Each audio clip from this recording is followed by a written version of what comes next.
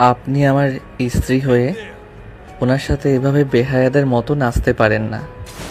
আমার হাত ছাড়, না হইলে তোর খবর আছে। আমি কি করব না করব সেটা একান্ত আমার ব্যক্তিগত ব্যাপার। মোটেও আপনার ব্যক্তিগত ব্যাপার হতে পারে না। আপনি আমার স্ত্রী, গতকাল আমাদের বিয়ে হয়েছে। আমাকে ধরা ছোঁয়া সব কিছুতে আমার অধিকার, অন্য ছেলেদের না। তিশার ফ্রেন্ডরা রেগে কি বলে, এই ছেলে এত কথা কেন বলে? তিশা, মারবো নাকি? মার ধরে বেশি কথা বলে। দাদিমা এইটাকে আমার গলায় ঝুলিয়ে দিয়েছে জোর করে, ইচ্ছে করছে থাপড়ায় দাঁত ফেলে দিই। তিশা কথাগুলো বলে ড্রিঙ্কস করতে চলে গেল। আয়ান যেতে নিলে সাথে সাথে তিশার বন্ধুরা আয়নের কলার ধরে বলে, কি রে পিচ্ছি, কোথায় যাস? আমাদের সাথে একটু কথা বল। কথাটা বলে আয়নের মুখে সজরে খুশি মারল। আয়নের রাগ হতে লাগলো। আয়ন ফ্লোর থেকে উঠে কিছু বলতে যাবে, তার আগে পিছন থেকে একজন লাথি দিল। আয়ন সামনের দিকে পড়ে যেতে নিবে, সাথে সাথেই নিজেকে কন্ট্রোল করে পিছনে ঘুরে উঠে ছেলেটার পায়ে সজোরে লাথি মারল। ছেলেটা উপর হয়ে পড়ে গেল। এটা দেখে আরো কয়েকটা ছেলে মারতে যাবে। আয়ান বলল, ঝামেলা করেন না, আমার সাথে ঝামেলা করলে মোটেও ভালো হবে না। আমাকে পিচ্চি ভেবে জীবনের সব থেকে বড় ভুল করবেন। আয়নের কথা শুনে ছেলেগুলো সোজা মারতে যাবে। আয়ন এক এক করে বসগুলোকে মেরে ফ্লোরে ফেলে দিল। তিশা নেশার ঘরে আয়নের দিকে তাকিয়ে আছে, সবে অবাক হয়ে তাকিয়ে আছে। আয়ন তিশার কাছে গিয়ে বলল, অনেক রাত হয়েছে, চলেন বাসায় যাই। তিশা আয়নের উপর রেগে ঠাস ঠাস করে গালে থাপ্পড় মারতে যাবে। আয়ন হাত ধরে সোজা কোলে তুলে নিল। তিশা আয়নের বুকে মারতে লাগলো। আয়ন ক্লাব থেকে তিশাকে নিয়ে বের হয়। তিশা আয়নের গলায় খামচি দিতে লাগলো। আয়ন তিশাকে গাড়িতে বসিয়ে দিয়ে নিচে গাড়িতে উঠে পড়ল। আয়ন তিশাকে নিয়ে বাসে চলে গেল।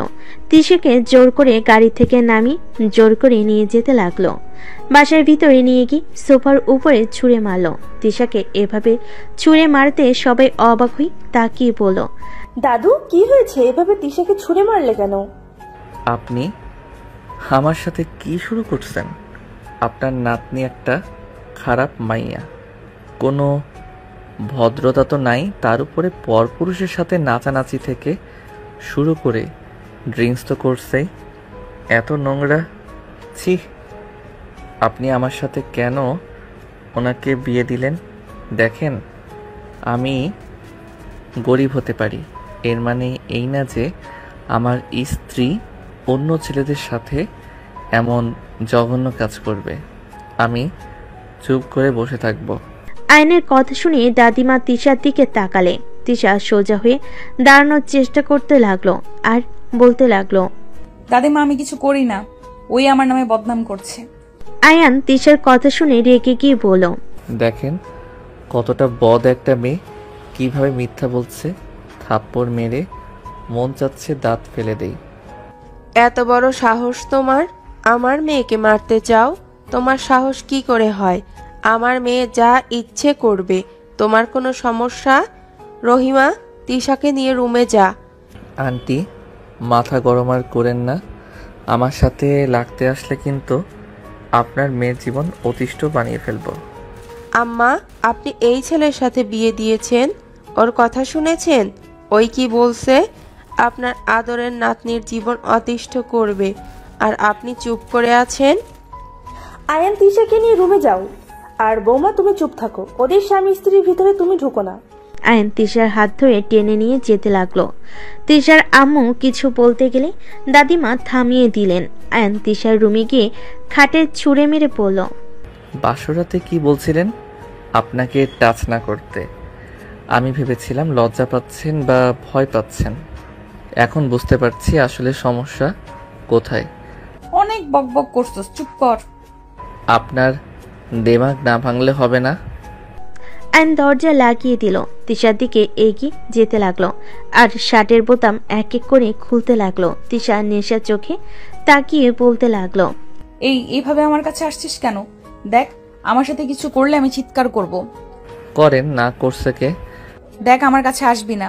আমি তোকে ভালোবাসি না, স্বামী হিসেবেও মানি না। তুই নিজেই ভেবে দেখ, তোর সাথে আমার কখনোই যায় না।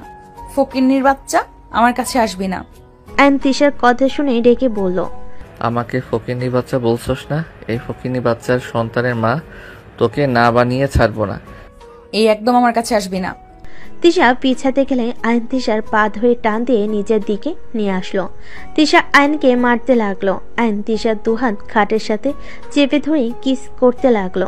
আস্তে আস্তে তিশা কান্না করতে লাগলো। আয়ন নিজের মতো করে আদর করতে লাগলো। আদর শেষ হলে আয়ন দেখে তিশা অজ্ঞান হয়ে গেছে। আয়নের মাথা ঠান্ডা হওয়াতে তিশাকে দেখে নিজের উপর রাগ হতে লাগলো। ছি, এইটা কি করলাম রাগের বশে? যা করছি ভালো করছি, বেশি বার বেড়েছে। কি যে করি? পানি, হ্যাঁ পানি নিয়ে আসি। আয়ন খাট থেকে নেমে সোজা পানি নিয়ে এসে তিশার মুখের উপর ছিটিয়ে দিতে লাগলো। তিশা জ্ঞান ফিরে আয়নকে দেখে লাথি দিয়ে সরিয়ে দিল। আয়ন ফ্লোরে পড়ে গেল। তিশা উঠে বসে বলল, জানোয়ার কোথাকার, তোকে আমি খুন করে ফেলবো। আয়নের রাগ হতে লাগলো। আয়ন ফ্লোর থেকে উঠে জোরে ধমক দিলে তিশা চমকে উঠে কান্না করতে লাগলো। আয়ন তিশাকে বলল, ব্যবহার ভালো করতে পারেন না। যত আমার সাথে খারাপ ব্যবহার করবেন তত আমি আপনার উপরে অধিকার খাটাবো। চুপ, তুই নিজেকে পুরুষ ভাবস নাকি? তুই তো কাপুরুষ। যে ছেলে স্ত্রীর অনুমতি ছাড়া জোর করে অধিকার খাটায় সে একজন কাপুরুষ। ভালো হয়েছে আমি কাপুরুষ। তারপর কান্না থামান, মেজাজ গরম হচ্ছে, ঘুমাবো। আয়ান তিশাকে সরিয়ে দিয়ে শুয়ে পড়ল। তিশা গুনগুন করে কাঁদতে লাগলো। অনেকক্ষণ কান্না করতে লাগলো। আয়নের খারাপ লাগতে লাগলো। আয়ন তিশার দিকে ঘুরে তিশাকে জোর করে বুকের উপরে নিয়ে জড়িয়ে ধরলে তিশা আয়নের বুকে রাগে কামড় দিল। আয়ন ব্যথায় ধাক্কা দিয়ে সরিয়ে দিয়ে বলল, ফালতু মেয়ে, মাংস খান নাই নাকি? এত বড়লোক বাড়ির মেয়ে, তাও আমার মাংস খেতে আসেন? তোর সাহস অনেক বেড়েছে। একবার সকাল হতে দে, তোর যে আমি কি হাল করব তোর কল্পনাতেও নাই। তুই কার সাথে লাগছস? আরে ঘুমাতে দেন, কান্না থামান। সকালের ব্যাপার সকালে দেখা যাবে। অ্যান্ড লাইট অফ করে দিয়ে ঘুমিয়ে গেল। তিশার আগে শুয়ে থেকে ফোঁস করতে লাগলো। রাত 3টার দিকে তিশার মাথায় শয়তানি বুদ্ধি আসলো। তিশা ফোনের লাইট জ্বালিয়ে আয়নের দিকে ধরল। তিশা ওর বালের সাথে নিয়ে আয়নের মুখের উপর চেপে ধরল। আয়ন ঘুমের ভিতরে দম বন্ধ হয়ে আসলেই ছটফট করতে লাগলো। আয়ন বুদ্ধি করে ছটফট করা বন্ধ করে মরার মতো শুয়ে থাকলে তিশা বালিশ সরিয়ে হাসতে হাসতে বলল, বাহ, বেশিক্ষণ ধরা লাগলো না। আগেই উপরে চলে গেলি। আমার সাথে খুব ভাবনি ছিলি তাই না? আমার উপর জোর করলে রাগ এখন খাটা। কি হলো? উঠে উঠে খাটা বলছি। তিশা কথাগুলো বলে হাসতে লাগলো। তিশা লাইট জ্বালিয়ে দিল। সাথে সাথেই আয়নের দিকে তাকাতেই আয়ন উঠে বসে জোরে সজোরে থাপ্পড় মেরে পড়ল, আপনি আমাকে খুন করতে নিয়েছিলেন? আপনি এত নিচে নামতে পারলেন কিভাবে? আমি তো ভাবতে পারছি না আপনি মানুষ খুন করেও হাসতে পারেন। তুই মরস নাই কুত্তা? তোর এত বড় সাহস আমাকে থাপ্পড় মারলি? এখন মারস নাই কি হয়েছে? সময় কি গেল নাকি? ছি, এত খারাপ মন মানসিকতা। আমি তো আপনার সাথে জোর করে নিজের প্রতি রাগ ঘৃণা হচ্ছিল।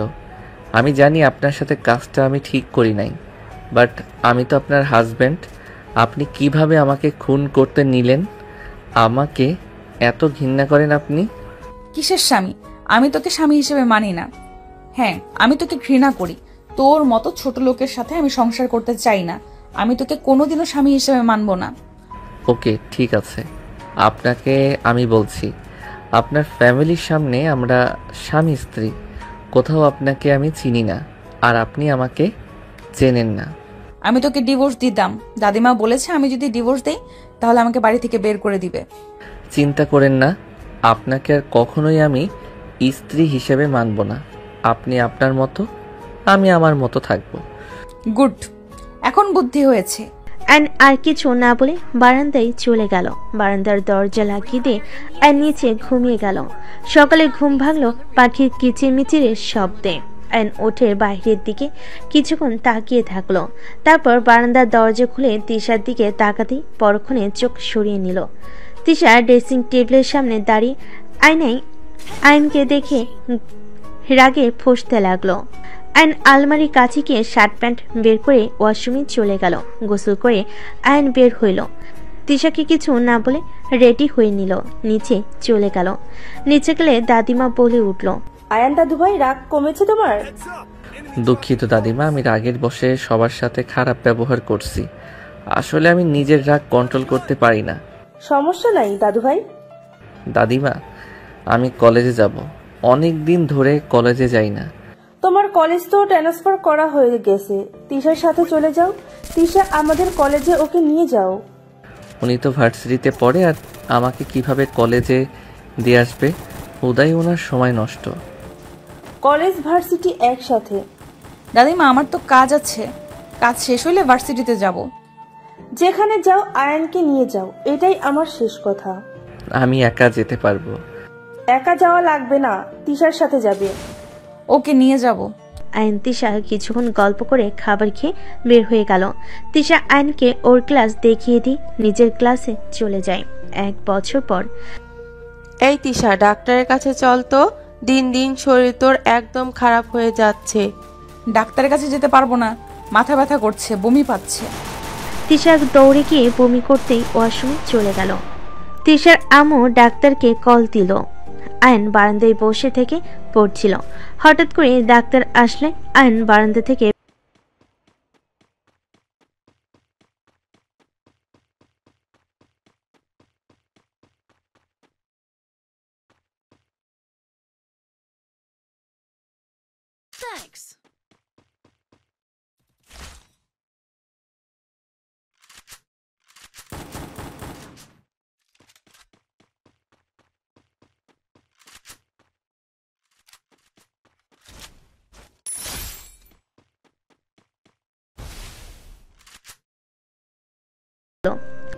আলহামদুলিল্লাহ, এইটা তো খুশির খবর।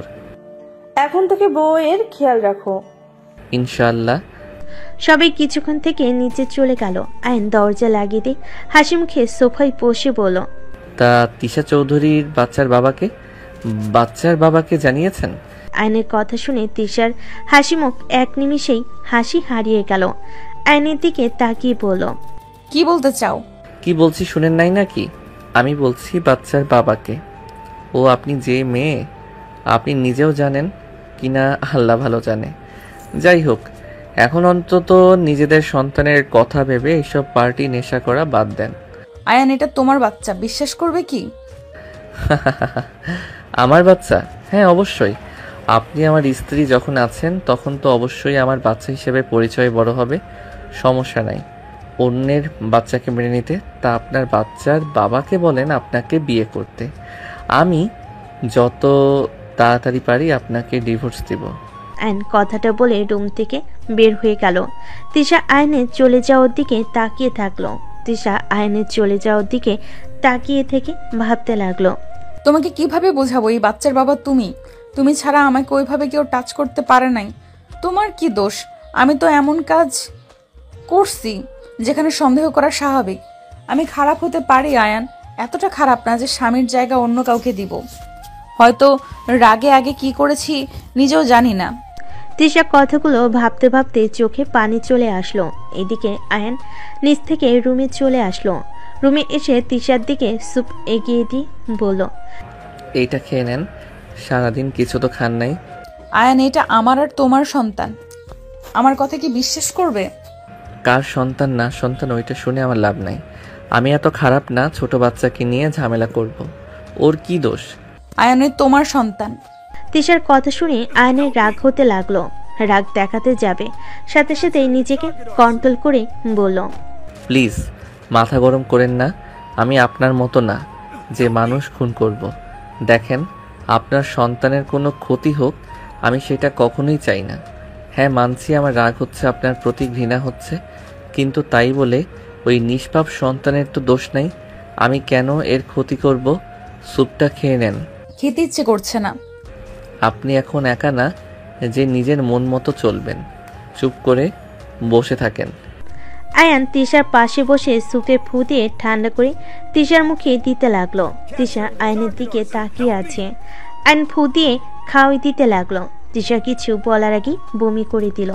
আয়নের উপরে বমি করে দিলে তিশা ভাবলো আয়ন রেগে যাবে। সাথে সাথেই তিশা বলে, আই এম সরি, আমি ইচ্ছে করে দেই নাই। আবার বমি করতে যাবে। আয়ন মুখ চেপে ধরে তিশাকে ধরে নিয়ে গিয়ে বেসিনের সামনে নিয়ে এলো। তিশা বমি করতে লাগলো। আয়ন শার্ট খুলে ফেলো, বালতিতে ভিজিয়ে রাখলো। তিশা বমি করতে করতে অবস্থা খারাপ হয়ে যেতে লাগলো। আয়ন তিশাকে ধরে বলল, এত বমি কেন হচ্ছে? আমি জানি না, কিছু ভালো লাগছে না, তিতা পানি বের হচ্ছে। কুলি করেন। আয়ন তিশাকে ধরে মুখে পানি দিতে লাগলো। কুলি করিয়ে আয়ন তিশাকে রুমে নিয়ে গেল। খাটে শুয়ে দিল। তিশা চোখ বন্ধ করে খাটে আদর্শ হয়ে বসে থাকলো। আচ্ছা, আপনি এভাবে শুয়ে থাকেন, আমি আপনার জন্য লেবু নিয়ে আসি। এটা খাওয়া উপকার আছে, বমি কমে যেতে পারে। আয়ন কথাটা বলে আলমারি থেকে শার্ট পরে নিয়ে নিচে গেল। আয়ন রান্নাঘরে চলে গেল। কাজের মহিলারা অবাক হয়ে তাকালো। আয়ন বলে ওঠে, আন্টি লেবু দেন তো। আয়নের কথা শুনে লেবু বের করে দিল। আয়নের কথা শুনে লেবু কেটে দিল। আয়ন লেবু নিয়ে বের হইলে তিশার আম্মু বলল, লেবু দিয়ে কি করবে? ওনার বমি হচ্ছে, বেশি লেবু খেলে হয়তো একটু ঠিক হইতে পারে। ও আচ্ছা, যাও। স্যুপটা খায় নাই? বমি করে দিয়েছে। হসপিটালে নিয়ে যেতে হবে। এই মেয়ে তো কোনো কথা শুনে না। দেখি আমি জোর করে নিয়ে যেতে পারি কিনা। আয়ন লেবু নিয়ে রুমে চলে গেল। রুমে গিয়ে দেখে তিশা চোখ বন্ধ করে বসে আছে। আয়ন কাছে গিয়ে বসে বলল, এইটা খেয়ে নেন। তিশা লেবুর রস মুখে নিলে চোখ বন্ধ করে ফেলে। আয়ন মিটি মিটি হাসতে লাগলো। তিশা আয়নের হাসি দেখে লেবু আয়নের মুখের ভিতর দিয়ে দিলে আয়নের হাসি থেমে গেল। তিশা হাসতে লাগলো আর বলতে লাগলো, এখন কেমন লাগে, খাও। টক তো খেতে মজা লাগে, আপনি তো কোনো কিছু খাইতে পারেন না। নেন খান। না, টক বেশি, তুমি খাও। আরে কম আছে, একটু একটু করে খান। তুমিও খাও, তুমি তো বাবা হবে, আমি একা কেন কষ্ট করব? সৎ বাবা হব, তাই বেশি কষ্ট করতে হবে না। আয়ন, বিশ্বাস করো, এটা তোমার সন্তান। আমার সন্তান নাকি কার আমি ভালো করে জানি, তাই বারবার বলছি এমন কিছু করব না যে আপনার সন্তানের ক্ষতি হবে। আয়ন কথাটা বলে তিশা আয়নের হাত ধরে বলল, আয়ান, আল্লাহর কসম করে বলছি, এটা তোমার সন্তান। তুমি ছাড়া আমি শারীরিক সম্পর্ক কারোর সাথে করি নাই। আমার কথা প্লিজ বিশ্বাস করো। আল্লাহর কসম, সব বিষয় বলবো না, যেটা সত্যি না সেটা নিয়ে আল্লাহর কসম কেন দিচ্ছেন? আয়ান, আমি সত্যি কথা বলছি, আল্লাহর কসম দিয়ে কেউ মিথ্যা কথা বলবে না। তুমি প্লিজ আমার কথা বিশ্বাস করো। ও তাহলে সন্তানটা নষ্ট করে দিয়েন, কারণ হুদাই তাকে দুনিয়াতে নিয়ে এসে কোনো লাভ আছে? আয়ান, এসব কি বলছো? আমি চাই না আমার সন্তান আপনার পেটে জন্ম নিক। আমাকে এত ঘৃণা করো যে আমার পেটে তোমার সন্তান জন্ম নিক? তুমি চাও না? হ্যাঁ, চাই না, নষ্ট করে দিয়েন। আয়ন কথাটা বলে ওয়াশরুমে গিয়ে শার্ট ধুয়ে নিল। ধুয়ে সাদে চলে গেল। সাদিকে শার্ট মেলে দিল।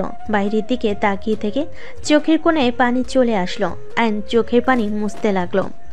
আয়ান নিচে চলে গেল। নিচে গেলে দেখে তিশা সবার সাথে বসে থেকে হাসাহাসি করছে। আয়ন নিচে গেলে দাদিমা বলে, আয়ান বসো। আয়ন সোফায় বসে বলল। আয়ন সবার দিকে তাকিয়ে বলল, আমি কিছু বলতে চাই, আমি জানি না আপনারা কথাগুলো কিভাবে নেবেন।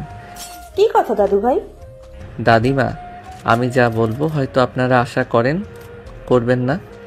কি এমন কথা শুনি, বলো তো। দাদিমা, আমি আপনার নাতনিকে ডিভোর্স দিতে চাই, আর এই সন্তান আমি রাখতে চাচ্ছি না। আয়নের কথা শুনে সবাই অবাক হয়ে আয়নের দিকে তাকিয়ে বলল, এইসব কি ধরনের কথা বলছো? ডিভোর্স দিবে মানে? আর নিষ্পাপ বাবুটাকে রাখতে চাও না মানে? এসব কি ধরনের কথা বলো? ঠিক বলছি, এমনিতে আপনার মেয়ের সাথে আমার কোনো সম্পর্ক নাই। নামে স্বামী স্ত্রী শুধু, বাট আমরা একে অপরকে ভালোবাসি না।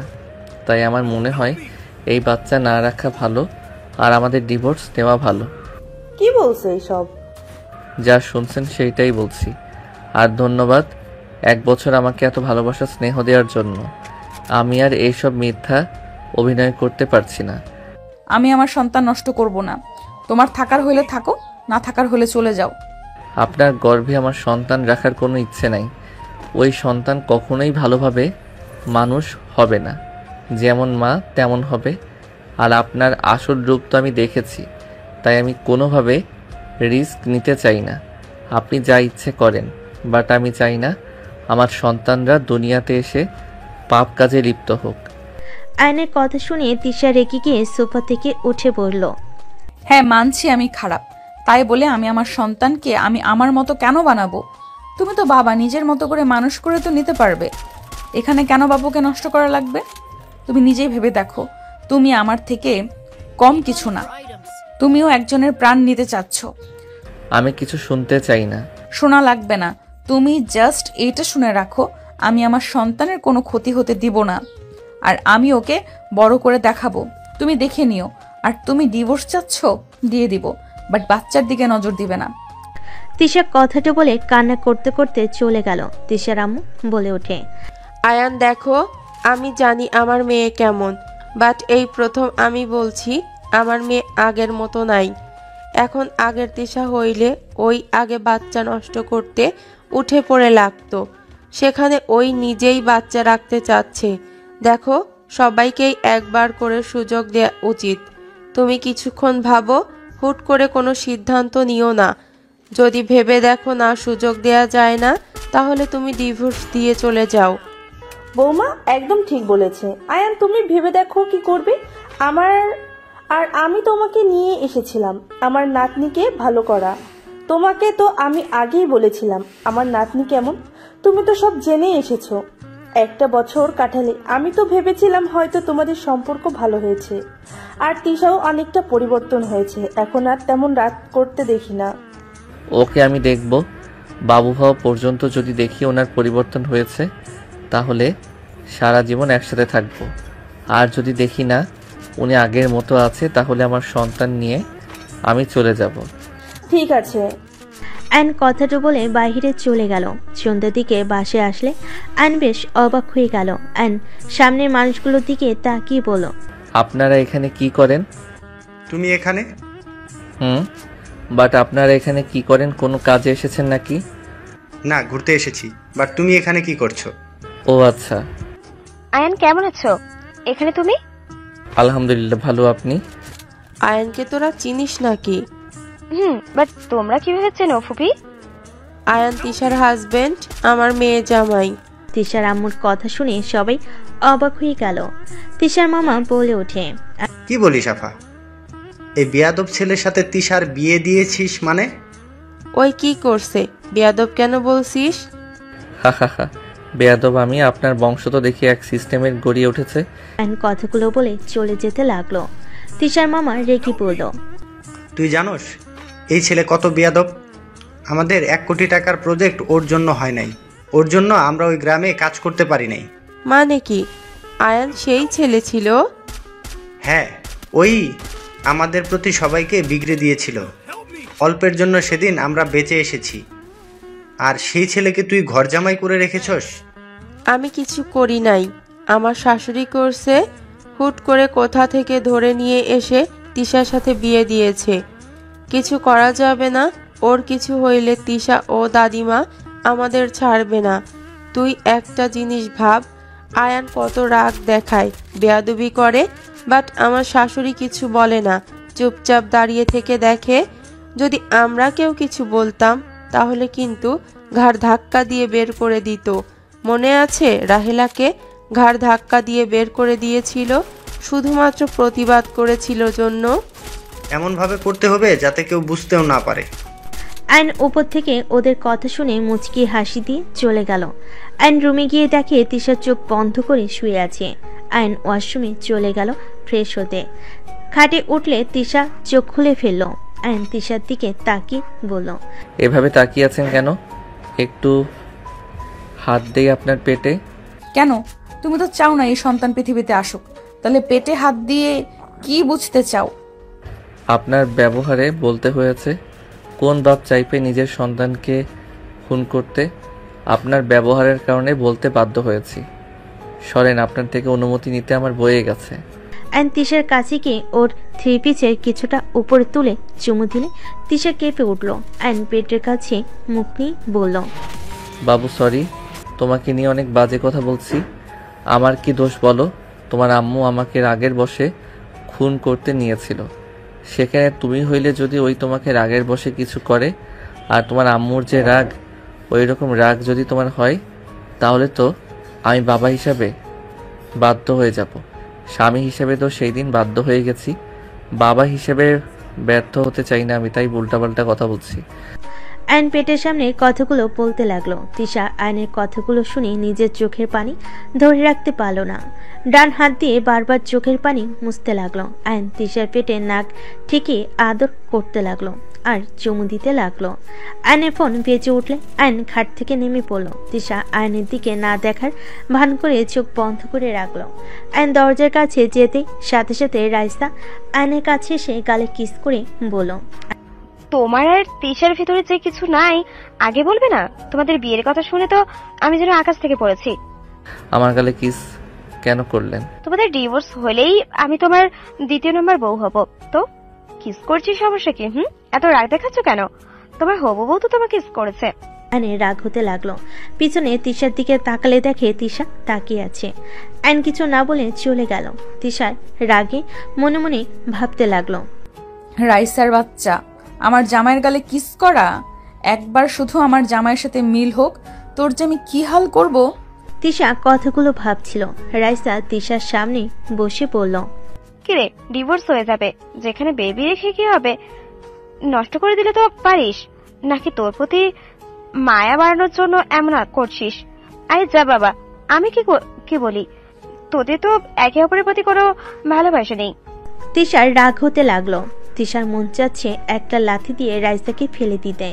রাইসা তিশার দিকে তাকিয়ে বলল, কিরে, এভাবে ড্যাব ড্যাব করে তাকিয়েছিস কেন? তোকে কে বলেছে আমাদের মাঝে কিছু নাই? আমাদের মাঝে যদি কিছু না থাকতো তাহলে আমি আয়নের বাচ্চার মা কিভাবে হইলাম? সেটাই আমি কিভাবে জানবো? এটাই তো অন্য কারো বাচ্চা হতে পারে। তোর কি মনে হয় আমি কেমন মেয়ে? আমি যতটুকু জানি ভালো, বাট তোর জামাই তো তোকে দেখেছে ছেলেদের সাথে নাচানাচি করতে। এতে তোর জামাই যে তোকে বিশ্বাস করবে না, এটা আমি গ্যারান্টি দিয়ে বলতে পারি। যদি আমি প্রমাণ করে দেই এই বাচ্চা আরে না অন্য কারো, এটাই ওই বিশ্বাস করবে। কারণ ওই তো আর জানে না তুই যে ছেলেদের সাথে নাচানাচি তো দূর, কাউকে কাছে আসতে দিস না।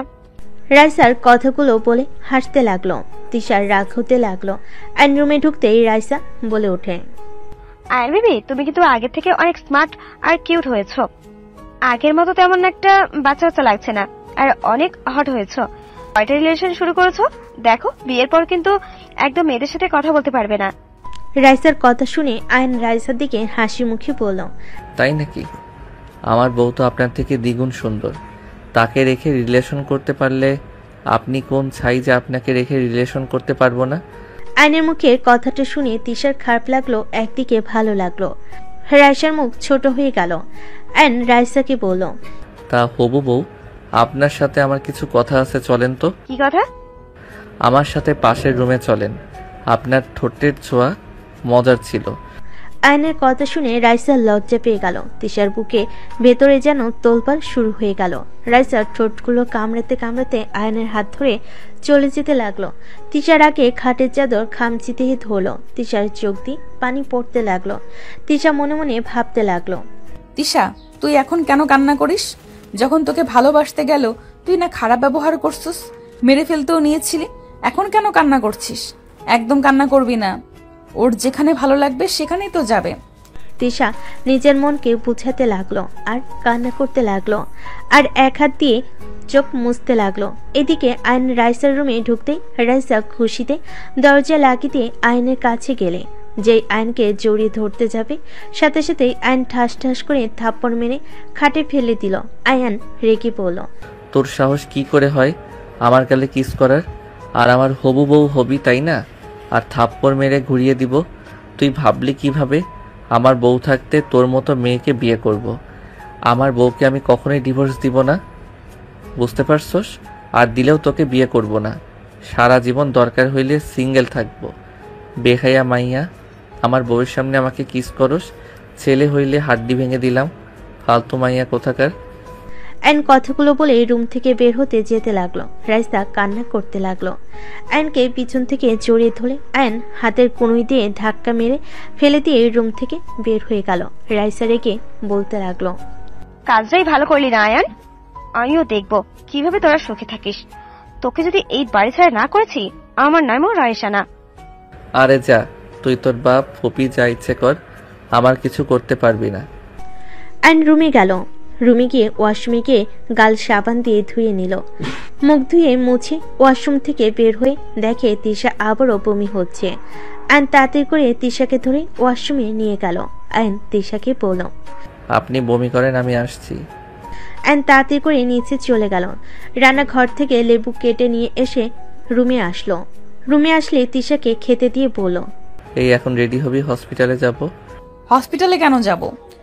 যেতে বলছি, যাবেন? কোনো কথা শুনতে চাই না। তিশা লেবু খেতে লাগলো। আয়ন আলমারি থেকে 3 পিস বের করে তিশাকে দিয়ে বলল, রেডি হয়ে আসেন। মাথা ব্যথা করছে, কোথাও যাব না। জোর করব নাকি?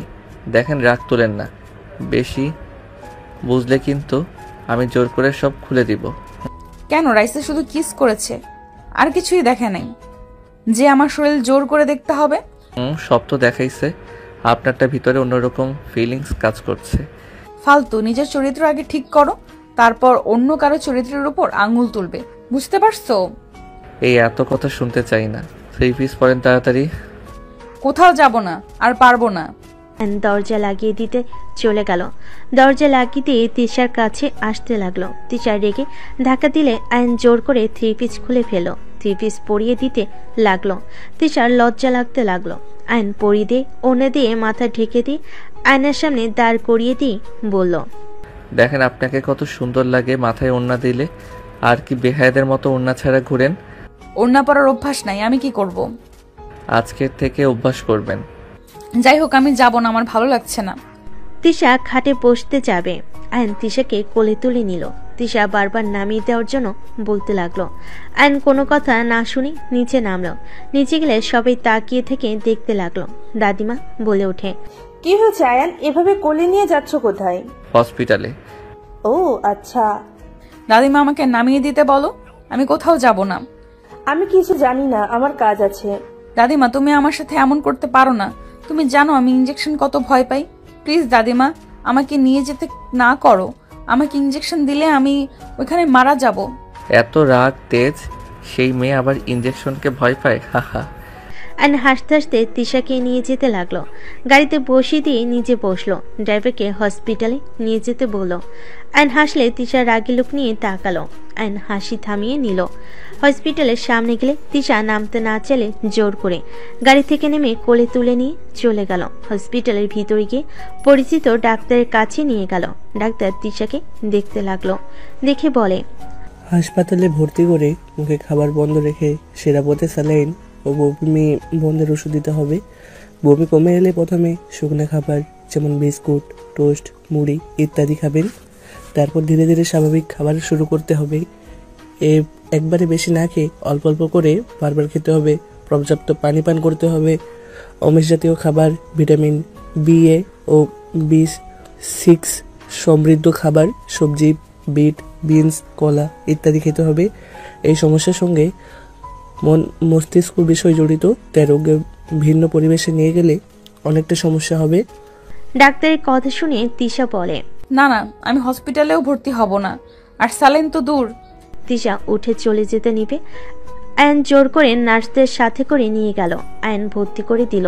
ডাক্তার স্যালাইন দিতে গেলে তিশা ভয়ে কান্না করতে লাগলো। আয়ন তিশাকে জড়িয়ে ধরে বলতে লাগলো, আরে স্যালাইন কে দিচ্ছে? হুদাই ভয় পান কেন?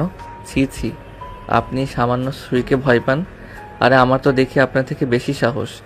আয়ন তিশাকে রাগাতে লাগলো। তিশা আয়নের সাথে ঝগড়া করতে লাগলো।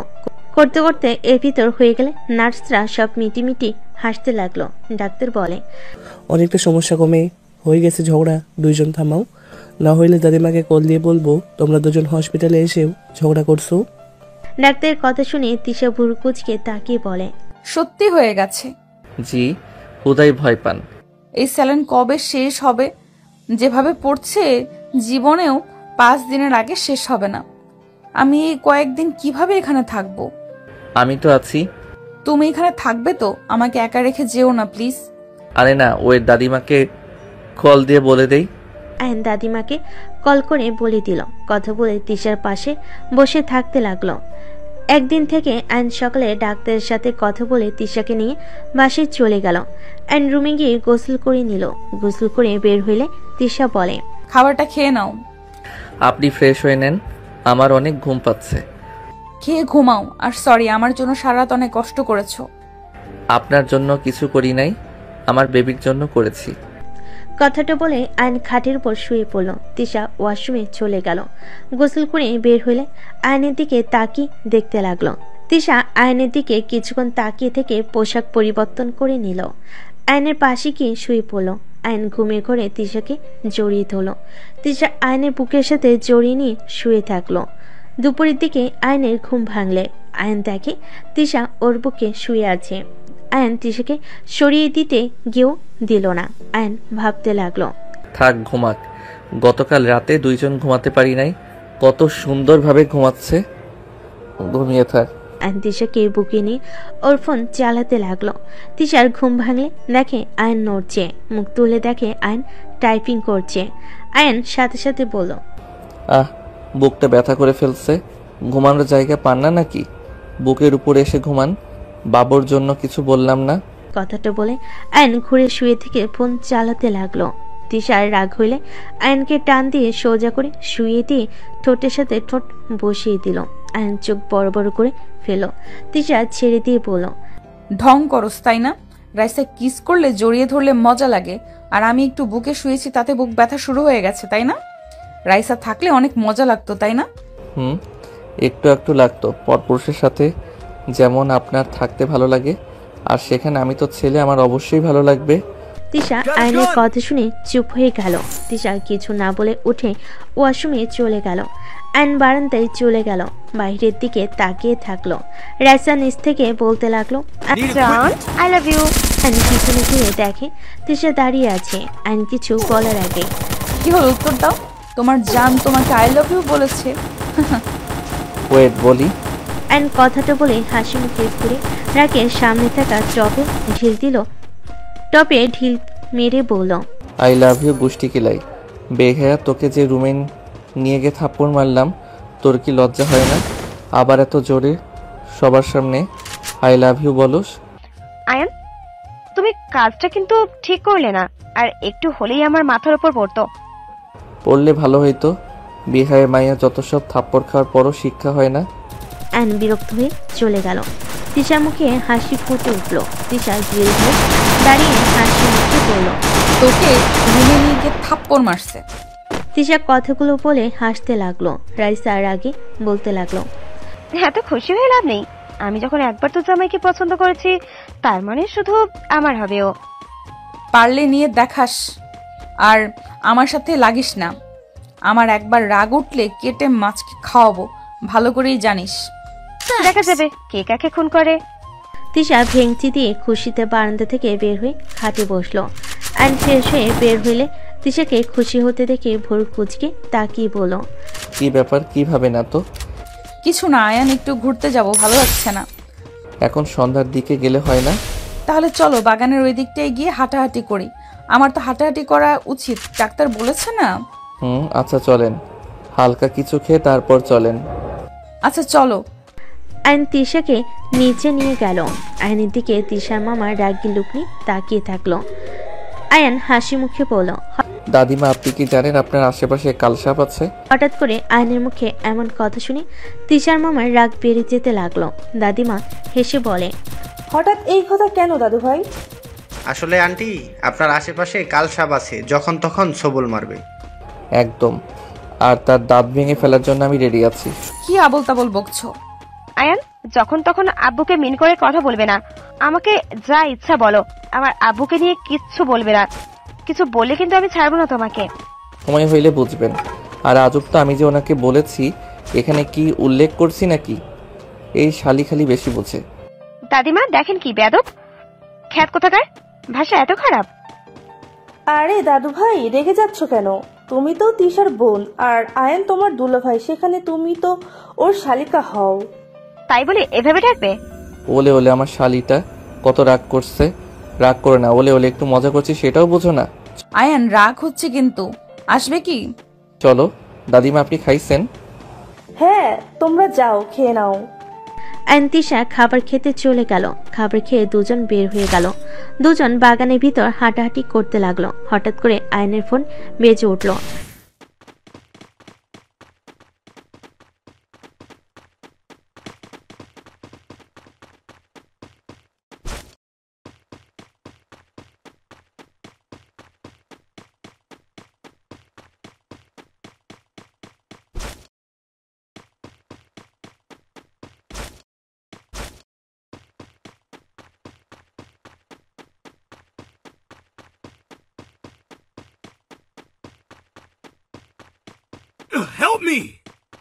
ভালোবাসি কিনা। তোমাকে ছাড়া আমার আর কাউকে ভালো লাগে না। সব সময় তোমার আশেপাশে থাকতে মন চায়। তোমার পাশে কাউকে দেখলে আমার মাথা ঠিক থাকে না, যার কারণে কলেজে থাকতে তোমাকে অনেক অপমান করেছি। আসলে আমি বুঝতে পারতাম না কি করব। ওই মেয়েরা তোমার সাথে ঘেঁষাঘেঁষি করতো, আমি সহ্য করতে পারতাম না। আয়ান তিশার কথা শুনে বেশ অবাক হয়ে গেল। আয়ান তিশার দিকে তাকিয়ে অন্যদিকে তাকিয়ে বলল, তার মানে আমাকে ভালোবাসেন? একটা কথা বলি, আপনি আমাকে ভালোবাসেন বা না বাসেন, একটা কথা মাথায় রাখেন, আপনারা থাকতে আমি কখনোই অন্য মেয়ের কাছে যেতে পারি না। আপনি আমার স্ত্রী, আপনার হক আমি কখনোই নষ্ট করি নাই, আর কখনো করবও না। হ্যাঁ, রাগ উঠে আমি ফ্রেন্ডদের কিছু বলি নাই, বাট আমি সবসময় আপনাকে নজরে রাখতাম। আই এম সরি, অনেক খারাপ ব্যবহার করেছি। আমি তোমার মর্ম আগে বুঝিনি, এখন আমি বুঝতে পারি। আমি যত রাগারাগি করি, তোমাকে অস্বীকার করি না কেন, আমি তোমাকে ভালোবাসি, এটাই সত্যি। আমার কথাগুলো জাস্ট মনে রাখেন। আমি কখনোই আপনি ছাড়া কোনো নারী আসক্ত না, কোনো নারীর কাছে আমি নাই যাব না। এখন তো আমার সন্তান এই পৃথিবীতে আসবে, সেখানে আমি কখনোই এমন কাজ করব না, এইটুকু বিশ্বাস রাখেন। তুমি বারবার এইসব কথা কেন বলছো? বাবু হোক, আমি একদম তোমার ভালো বউ হয়ে দেখাবো, দেখো।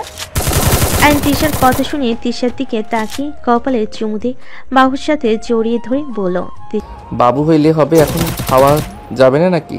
এখন তো আদর করতে পারবে না। হা হা পাগলি, আদর করতে না পারলে কি ভালো বউ হওয়া যায় না? আরে ধ্যাত পাগলি একটা, শোনো, আমাকে বিশ্বাস আর পাশে থাকলে আমার সব থেকে বড় পাওয়া হবে। বিশ্বাস করব যদি তুমি অন্য মেয়েদের থেকে দূরে থাকো, তাহলে তুমি যা বলবে আমি তাই করব। বাট যদি আমাকে ঠকাও, তাহলে আমি তোমাকে খুন করে নিজেও মরতে পারবো। তিশার কথা শুনে আয়ান ভুরকুচকে তাকিয়ে বলল, তাই নাকি?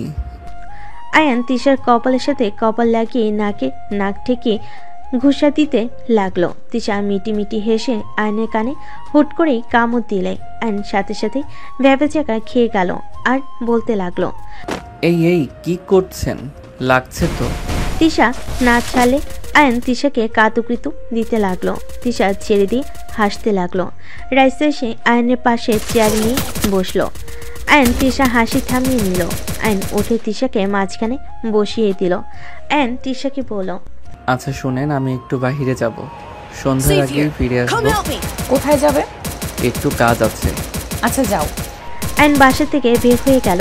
বের হয়ে বাসে উঠে 30 মিনিট জার্নি করে বাস থেকে নেমে একটা বাসের ভিতর চলে গেল। গোসল করে ফ্রেশ হয়ে গাড়ির চাবি বের করে এয়ারপোর্টে চলে গেল। 10 মিনিট পর দুজন মানুষকে দেখে দৌড়ে গিয়ে জড়িয়ে ধরল। ওনারা দুজন আয়নের কপালে চুমু দিয়ে যেতে লাগলো। 3 জন গাড়িতে উঠে পড়ল। আয়ন বলল, মম, আমার কাজ সম্পূর্ণ হয়ে গেছে প্রায়, আর মম, আমি বাবা হতে চলেছি। আয়নের কথা শুনে আয়নের মমের রাগ হতে লাগলো, বাট আয়নের ড্যাডের মুখে হাসি ফুটে উঠলো। সত্যি আমি দাদু হতে চলেছি? হ্যাঁ ড্যাড, বাট মামা আর তার মেয়ে আমাদের পিছনে লাগছে। আমার মন বলছে ওরা আমার কোনো ক্ষতি করবে, আর মামা আর বড় আম্মু প্ল্যান করেছে আমার ক্ষতি করার জন্য। আর দলিল আমি পেয়ে গেছি, আর বড় চাচ্চু ওনাকে খুন করে নাই, সব করছে বড় আম্মু। বাট এখন আমার হাতে তেমন প্রমাণ আসে নাই, তাই আর কিছুদিন সময় লাগবে। আমি জানতাম এটা বড় আপা করেছে, আমার কথা তো বিশ্বাস করতে না। বড় ভাইকে ছাড়াতে হবে, আর ভাবিকে শাস্তি দেওয়া দরকার। আর ওর ভাইটা বেশি বাড়ছে, দানা কেটে দিলে ঠিক হয়ে যাবে। ওইটা নিয়ে চিন্তা করেন না। বাট ড্যাড, আমার কেন জানি মনে হয় দাদিমা আমাকে চিনতে পারছে। উনি আমার সম্পর্কে জানে, কারণ আমি দেখেছি উনি সবার উপরে রেগে গেলে কখনোই আমার উপরে রেগে যায় না।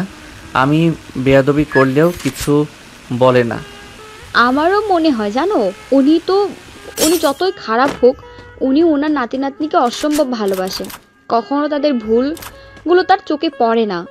মম ড্যাড, আরেকটা কথা বলার ছিল। কি কথা? ভাইয়া বেঁচে আছে। আয়নের কথা শুনে ওর মম ড্যাড দুজনই থমকে গেল। আয়নকে ধরে ওর আম্মু বলতে লাগলো, আয়ান কি বলছিস? রাফিন বেঁচে আছে? কোথায় রাফিন? আমাকে ওর কাছে নিয়ে চল, আমি রাফিনের কাছে যাব। উফ আম্মু কুল, এই জন্য তোমাকে বলতে চাই নাই। সময় হোক আমি ভাইয়াকে নিয়ে আসব। আগে বড় আম্মু মামা আর দুইজনকে শাস্তি দেওয়ার ব্যবস্থা করে ভাইয়াকে সবার সামনে নিয়ে আসবো।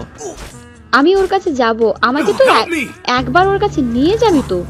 নিব, অপেক্ষা করো। এত ধৈর্যহারা হইলে চলে? সবকিছু আস্তে আস্তে করতে হবে। তোমার কি মনে হয় ওরা বোকা নাকি? আমাকে পথ থেকে ছাড়ানোর জন্য প্ল্যান করে যাচ্ছে।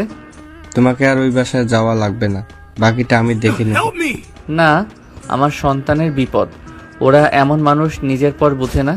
আমি আমার সন্তানের কোনো ক্ষতি হতে দিব না।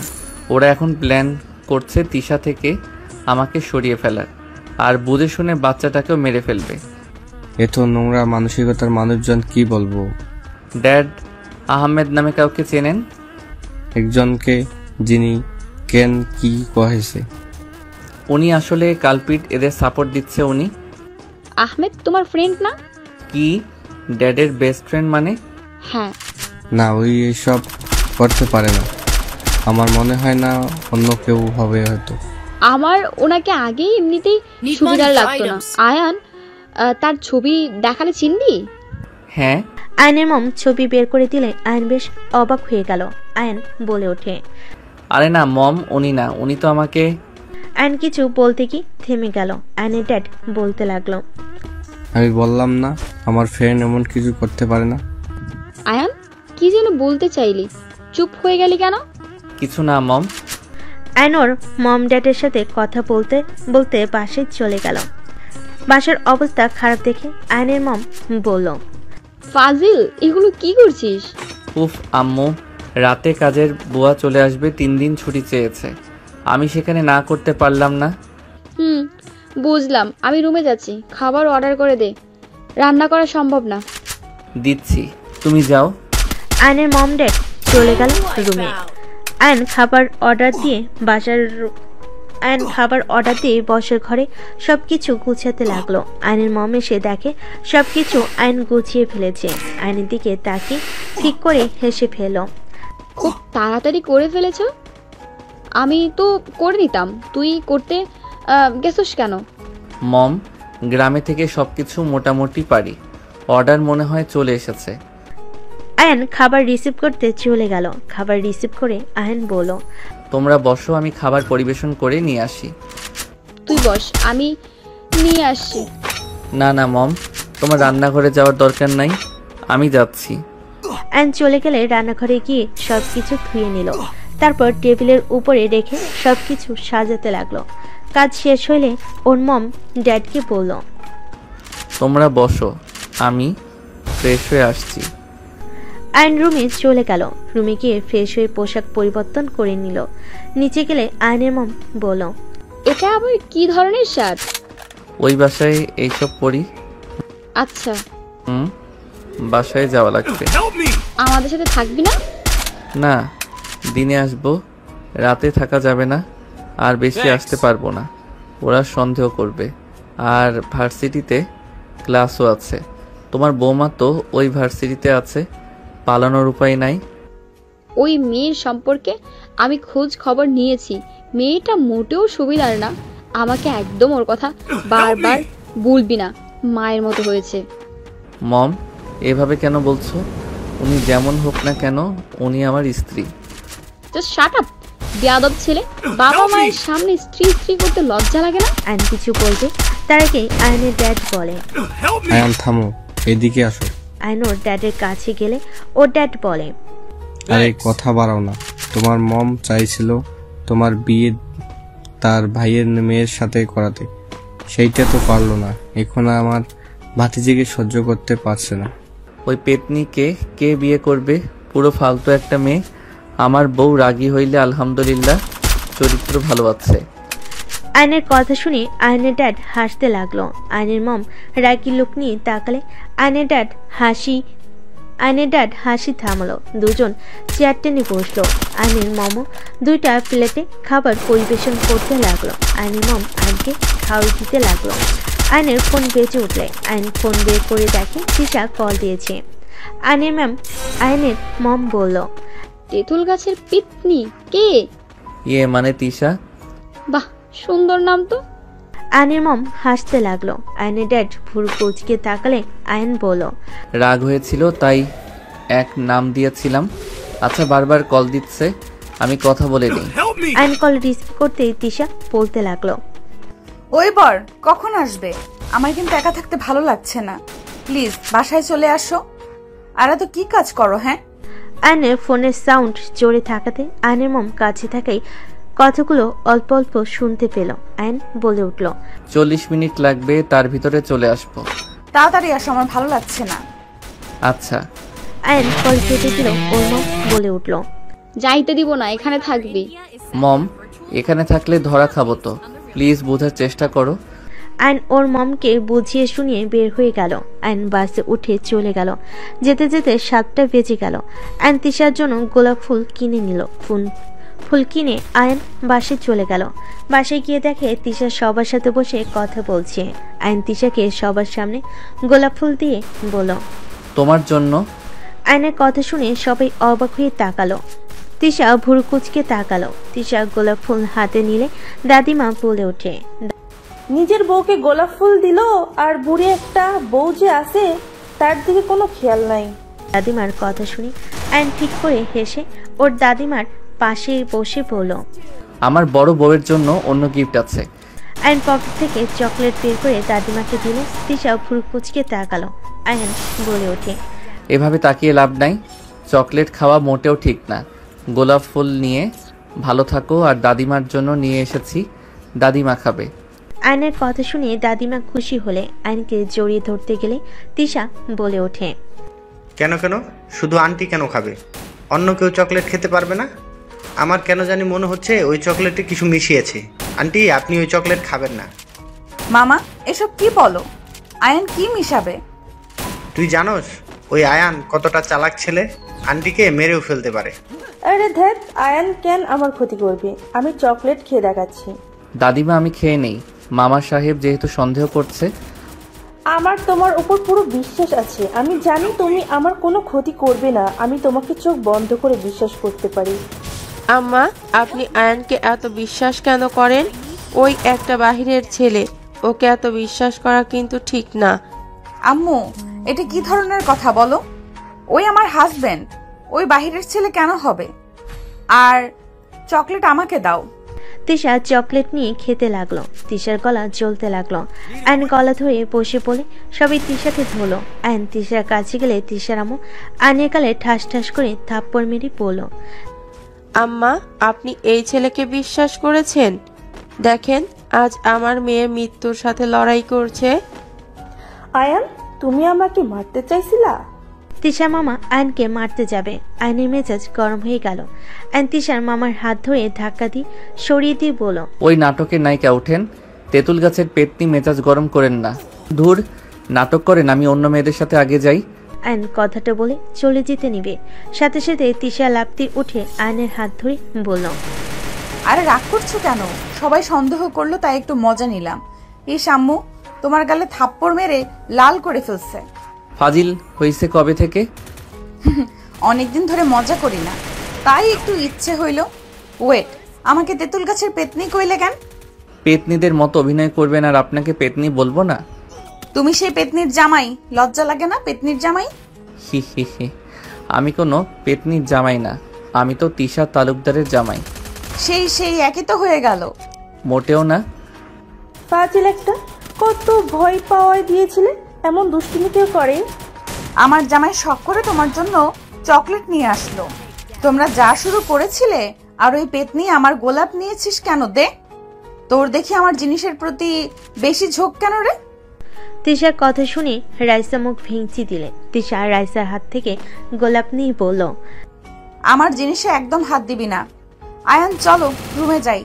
আয়ন তিশাকে নিয়ে রুমে চলে গেল। তিশার মামা বলতে লাগলো, আফা, তোর মেয়ে তো দেখি অভিনয় কম জানে না, আমাদের কিভাবে বোকা বানালো। মেয়েটা অনেক চেঞ্জ হয়ে গেছে। ওই ফকিন্নির ছেলের সাথে বিয়ে দিয়ে আমার মেয়ের লাইফটাই শেষ করে দিয়েছে।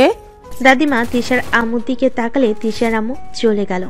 আয়ন তিশার রুমে গেলে আয়ন তিশাকে কোলে বসিয়ে ঘাড়ে কিস করে নাক ঠেকিয়ে বলল, তোমার মামা আমাকে এমনিতে দেখতে পারে না, আর যে নাটক করলে ওরা তো সত্যি ভেবেছে আমি কিছু মিশিয়েছি।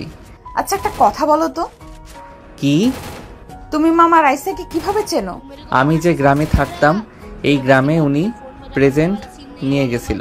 চেয়ারম্যান ওনাদের সাথে হাত মিলিয়ে আমাদের বাড়ি ঘর ভেঙে দিয়ে কিছু টাকা দিয়ে বের করে দিবে। ওইখানে ওনারা ফ্যাক্টরি তৈরি করবে। সেখানে প্রতিবাদ করেছিলাম। এইটাতে তোমার মামা আমার উপর রেগে আছে। সব বুঝলাম, বাট রাইসের সাথে সম্পর্ক এমন কেন? ধুর আর বলো না, চেয়ারম্যানের মেয়ের সাথে আমার পিছনে লাগছিল। আমার আগে থেকে দেখলে রাগ হতো। চেয়ারম্যানের মেয়ের কারণে কিছু বলতে পারতাম না। পরিচয় হওয়ার পর থেকে খুব জ্বালাইছে। বাধ্য হয়ে ওকে নিয়ে ঘুরতে হয়েছে। এইসব অত্যাচার মেনে নিতে হয়েছে। ও তুমি একদম ওর আশেপাশে থাকবে না, আমার ভালো লাগে না। ওর মতলব ভালো না, ওই তোমাকে আমার থেকে কেড়ে নিতে চায়। আয়ান একটা কথা বলি, আমাকে যেমন দেখছো আমি তেমন না।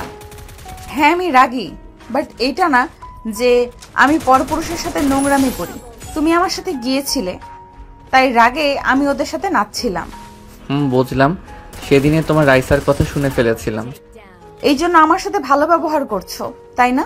যদি শুনতে আমি সত্যি ওই রকম, তাহলে আমাকে ভালোবাসতে না। তেমন না, আমি তোমাকে ভালো করে নিতে চাইছিলাম। অতীত বাদ দিয়ে নতুন করে চলতে চাইছিলাম। আর একটা সন্তানের জন্য বাবা মা না থাকলে তার উপর দিয়ে কি যায় সেইটা আমি জানি। তাই আমি চাই না আমার সন্তান আমার মতো বাবা মাকে কাছে না পেয়ে একা একা বড় হোক। আচ্ছা আয়ান, তোমার বাবা মার কি হয়েছিল? তারা মারা গেলে তাদের কবর তো জিয়ারত করতে যাও না? আমার ফোন বাজছে, আমি কথা বলে আসছি। অ্যান কথাটা বলে বারান্দায় চলে গেল।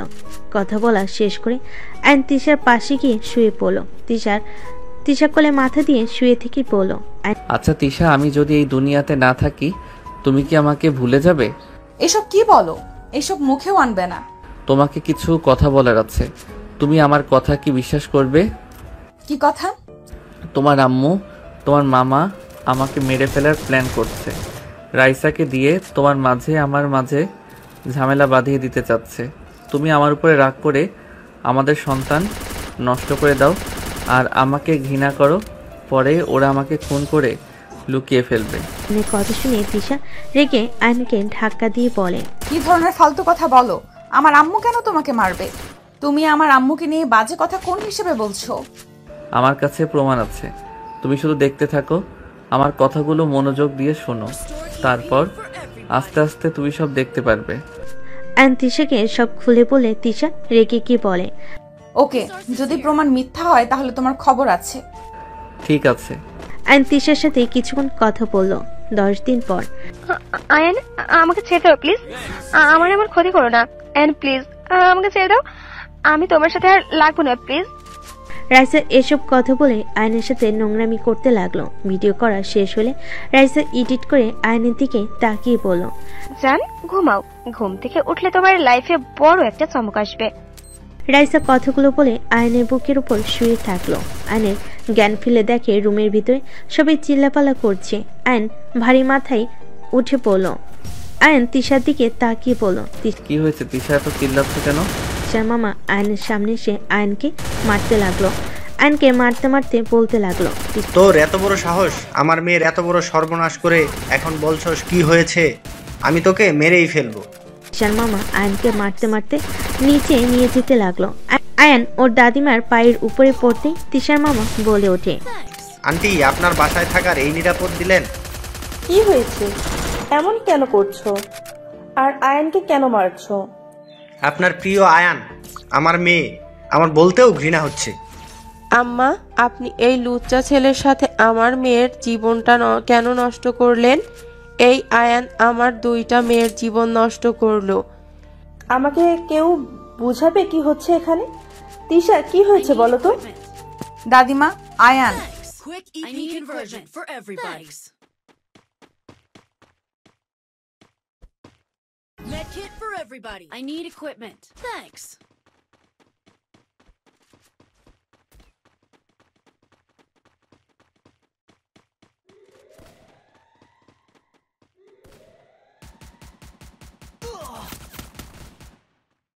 Help me!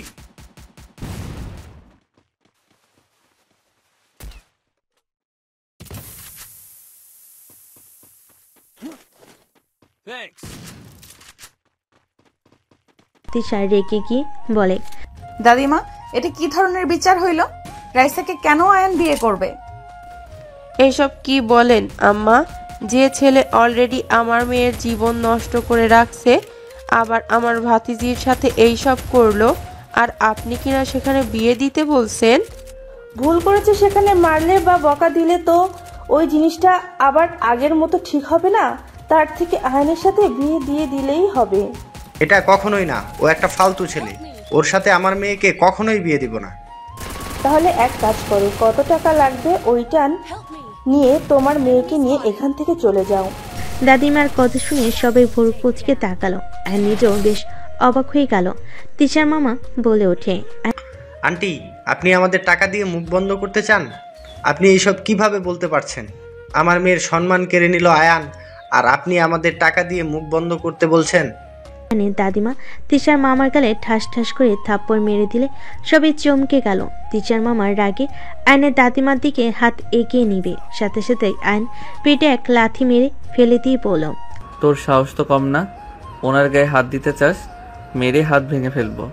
আয়ানের বাচ্চা, তোকে আমি কি যে করব? কি করবি? তোকে দেখে আমি ভয় পাই নাকি? তোর কি গ্রামে শিক্ষা হয় নাই? জেল খাটার ইচ্ছে হয়েছে নাকি? আয়ান, তোমার এত বড় সাহস, আমার ভাইকে লাথি দিয়ে ফেলে দিলে? যাক বাবা, দাদিমার গায়ে হাত তুলতে নিল, তখন কোনো কথা নাই যে আমি মারলাম, তখন মুখে বলি ফুটলো। আয়নের কথা শুনে কাজের লোকরা হাসতে লাগলো। আয়নের দাদিমা বলে ওঠে, এখন তোমার ভাইকে তার মেয়েকে নিয়ে এখান থেকে বের হয়ে যেতে বলো, না হলে ওদের কপালে দুঃখ আছে। আন্টি, আমাকে থাপ্পড় মারছেন না? আমি এর প্রতিশোধ নেব। আর আয়ান, রেডি থাকিস জেলে যাওয়ার জন্য। রাইসা, চল আমার সাথে। তিশার মামার রাইসার হাত ধরে চলে গেল। তিশার আম্মু রেখে রুমে চলে গেল। আয়ন দাদিমাকে কিছু বলবে, সাথে সাথেই দাদিমা আয়নের গালে থাপ্পড় মেরে বলল, তোমার থেকে এমন আশা করি নাই, তুমি এইটা কিভাবে করতে পারলে? আয়নকে কিছু বলতে না দিয়ে চলে গেল। আয়ন তিশার দিকে তাকালে তিশা বলল, রুমে আসো। আয়ন তিশার সাথে রুমে গেল। তিশার রুমের দরজা লাগিয়ে দিয়ে লাঠি নিয়ে এসে আয়নকে মারতে যাবে। আয়ন লাফ দিয়ে বাড়ি লাগা থেকে বাঁচতে লাগলো। তিশা রেগে বলে ওঠে, কুত্তা, রাইসার সাথে যদি তোর বিয়ে হয়ে যায় তো লাথি মেরে কবরে পাঠিয়ে দিতাম। আর এই কাহিনী কি? দাদিমা তোকে এত ভালোবাসে কেন? আমি তো সারা জীবন দেখছি ধর্ষণকারীকে দাদিমা কখনোই ছেড়ে দেন না, জেলে পাঠিয়ে দিতেন বা বেতের বাড়ি মারতেন, যত শাস্তি আছে সব দিতেন। অথচ তোমার বেলায় উনি বলে টাকা দিয়ে মুখ বন্ধ করে রাখতে চাইলেন। আর আরেকটা কথা মামা, আম্মু রাইসা তোমাকে ফাঁসাচ্ছে কেন? তোমাকে তো আগেই বলছি, আর আমি জানি না কেন এত ভালোবাসে। এই তুমি সত্যি সত্যি রাইসাকে জোর করছিলে না তো? আরে আমার তো জ্ঞান ছিল না, ওই জুসে তোমার আদরের বোন কি মিশিয়েছিল কে জানে। যাও ফ্রেশ হয়ে নাও, অনেক ঘুম পাচ্ছে। আয়ন ওয়াশরুমে চলে গেল। ফ্রেশ হয়ে তিশার পাশে শুয়ে পড়ল। তিশাকে জড়িয়ে ধরে ঠোঁটে কিস করে পড়ল, এত সাবধান থাকার পরও সেই তোমার মামা নিজেদের প্ল্যান সাকসেসফুল করলো। ওদের অভিনয় মারাত্মক। তিশা, তোমাকে আগামীকাল একটা জায়গায় নিয়ে যাব। কোথায়? থাক, সময় আসুক, ঘুমাও। আয়ন তিশাকে বুকে জড়িয়ে ধরে ঘুমিয়ে গেল। সকালে দুজন উঠে ফ্রেশ হয়ে নিচে গেল। দাদিমা আয়নের দিকে তাকিয়ে না দেখার ভান করে নিজের কাজ করতে লাগলো। আয়ন দাদিমার পাশে বসলো। আয়ন ওর দাদিমার কোলে মাথা দিলে সবাই বেশ অবাক হয়ে যায়। আয়ন ওর দাদিমাকে বলল, দাদিমা, আমার উপরে রেগে আছেন? রেগে থাকেন না, আগামীকাল ভিতরে আপনার জন্য সারপ্রাইজ আছে। আমার জন্য দোয়া করেন, আমি যেন আপনাকে সারপ্রাইজগুলো দিতে পারি। কিসের সারপ্রাইজ দিবে শুনি? আরো লুচ্চামি করা বাকি আছে নাকি? বৌমা, চুপ করবে? তুমি শাশুড়ি হয়ে এসব কথা কিভাবে বলো? আয়ন উঠে দাঁড়িয়ে বলল, ডিয়ার শাশুড়ি আম্মু, অনেক তো সুখে থাকলেন, আপনাকে এত সুখী দেখতে ভালো লাগছে না। কি বলতে চাও? সময় হোক, যাই হোক তিশা, আমি বাহিরে যাচ্ছি, আমার আসতে সময় লাগতে পারে। কোথায় যাবে? একটু কাজ আছে। আয়ন কথাটা বলে যেতে লাগলো। তিশার আম্মু মনে মনে হাসতে হাসতে বলতে লাগলো, ডিয়ার জামাই বাবা, তোমার যে জীবনের শেষ দিন আজ। যাও যাও, বের হও, তোমার লাইফে তুমি জান্নাত দেখতে পাবে। আয়ান বাহিরে চলে গেল। রাস্তা দিয়ে হেঁটে বাস কাউন্টারের দিকে যেতে লাগলো। কিছু দূর হাঁটতেই হঠাৎ করে পিছন থেকে একটা ট্রাক এসে আয়নকে ধাক্কা মেরে দিল। আয়ন ছিটকে পড়ে গেল। আয়ন রাস্তায় পড়তেই রক্ত দিয়ে ভেসে যেতে লাগলো। আয়ন চোখের সামনে মানুষের ভিড় দেখতে লাগলো। আস্তে আস্তে আয়নের চোখ বন্ধ হয়ে গেল। 3 বছর পর। আম্মু দেখি দেখি কান্না করে না? এই তো কান্না করলে হয়। তুমি আমার ভালো আম্মু না? দাদিমার কথা শুনে বাচ্চা মেয়েটা কান্না থামিয়ে দাদিমার কথা শুনতে লাগলো। দাদিমা কাজের বুয়াকে বলল, তোমাদের কাছে রেখে গিয়ে কোনো লাভ হয়েছে? কান্না করছে এতক্ষণ ধরে, তোমাদের কোনো খেয়াল নাই। দাদিমার কথা শুনে কাজের মহিলা বলে, ম্যাম আমরা অনেকক্ষণ ধরে চেষ্টা করছিলাম, বাট আপনি তো জানেন এই আপনাকে ছাড়া থাকতে পারে না, সারাদিন কান্না করে। ওর খাবার নিয়ে আসো। বাচ্চা মেয়ে আয়ডার খাবার দিলে দাদিমা খাওয়াই দিতে লাগলো। দাদিমার চোখ দিয়ে পানি পড়ে মেয়েটা কান্না করতে করতে বলে, বড় আম্মু তুমি আমাকে ছেড়ে কাজে যাও কেন? আমার এখানে একা থাকতে ভালো লাগে না। বাচ্চা মেয়েটার কপালে চুমু দিয়ে বলে, আম্মু আমার তো অফিস আছে, কাজ না করলে কি চলবে বলো? আচ্ছা আজ থেকে আমি তোমাকে নিয়ে যাব, আমি যেখানে যাই। দাদিমা বুঝিয়ে আয়রাকে শান্ত করে খাওয়া শেষ করে রুমে গেল। আয়রা বিছানায় বসে খেলতে লাগলো। দাদিমা ফ্রেশ হয়ে নিল। দুজন বসে খেলা করতে লাগলো। হঠাৎ করে কারোর কণ্ঠ শুনে দাদিমা আয়রাকে নিয়ে বসার ঘরে গেল। বসার ঘরে যেতেই দাদিমা থমকে গেল। আয়নকে দেখে দৌড়ে গিয়ে জড়িয়ে ধরে কান্না করতে লাগলো। দাদিমা বলতে লাগলো, আয়ান তুমি বেঁচে আছো? তুমি বেঁচে থাকলে আমরা যাদের কবর দিলাম ওইটা কে ছিল? পরে বলছি দাদিমা, শান্ত হন। দাদিমা, তিশা কোথায়? ওকে তো দেখছি না।